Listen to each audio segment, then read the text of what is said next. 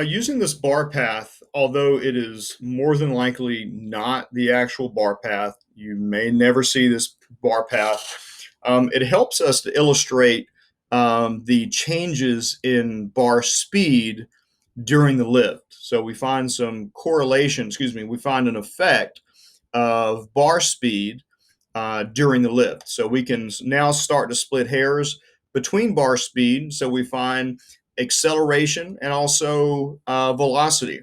So there's a significant change between velocity, the average velocity, and also the maximum velocity between loading groups. So as far as velocity, the time it takes to complete the ascent, 70% of the 1 rep max is about 1 second. 100% of the 1 rep max is about 2.2 seconds. We also see a change in acceleration, mean acceleration, and also the maximum acceleration as well. So, no surprise, we see that as the weight gets heavier, the speed of the barbell declines. Um, we talked about the differences in class between acceleration and velocity.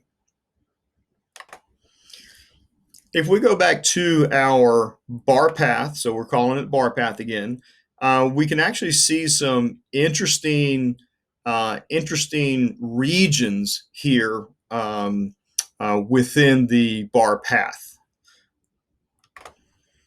So this is again is the our speculative bar path that we're using. So I'm going to expand this a little bit so we can see some different acceleration regions. So again, just to review, this is right off the chest here. Then we have our more horizontal displacement, high correlation between front delts, lats, and some contribute from the triceps.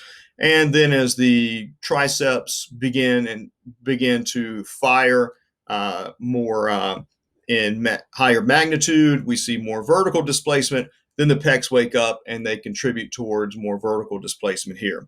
So what we see is changes in acceleration here as we have high acceleration, then we have a lower or a decreased acceleration, and then again we have another period of increased acceleration as the bar is coming up towards lockout position. So the highest acceleration is going to be right off the chest, and then we see another high acceleration right before lockout. These different zones or regions of acceleration are very important and can help to illustrate the different muscle sequences that could explain why there's a difference in the acceleration regions.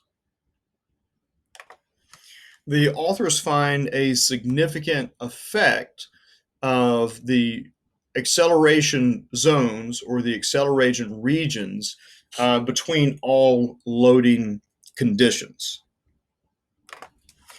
The usual sticking point, which we find right here, is the authors hypothesize that it may not be the actual load. The heavier the barbell may not have as much of a correlation on the sticking point so much as the actual muscle activation sequence changing from, remember that we find that in this area here, which often is the sticking point, the front delts and lats change to a spike in tricep activity and then a spike in pec major activity as well. So that muscle change, that muscle activation sequence change is what makes the bar have a more horizontal displacement or flattens out that curve, makes it slow, has a decrease in acceleration.